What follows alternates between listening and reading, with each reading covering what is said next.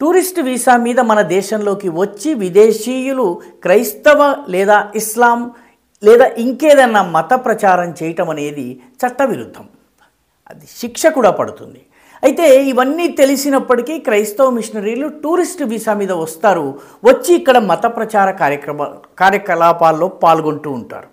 అలాంటి ఒక నైజీరియాకి చెందినటువంటి ఒక క్రైస్తవ మత ప్రచారకుడు నవంబర్ 25 నుంచి 28 వరకు లాల్ బహదూర్ స్టేడియంలో జరిగేటటువంటి ఒక క్రైస్తవ మత సభలో పాల్గొనేందుకు ప్రయత్నించాడు.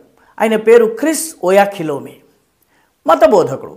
ఆయన టూరిస్ట్ వీసా మీద వచ్చి ఇక్కడ మత ప్రచార కార్యకలాపాల్లో పాల్గొంటున్నారని చెప్పి లీగల్ రైట్స్ ప్రొటెక్షన్ ఫోరం అనేటటువంటి సంస్థ పోలీసులకు ఫిర్యాదు చేసింది. పోలీసులు ఎంక్వైరీ చేసుకున్న తరువాత ఆయన ఇక్కడ మత ప్రచార కార్యకలాపాలకి వస్తున్నాడు, ఆయనకి టూరిస్టు వీసా ఉంది, కేవలం టూరిస్ట్ వీసా మాత్రమే ఉందని గుర్తించిన తరువాత ఆయనను దేశంలోకి రాకుండా నిషేధించారు.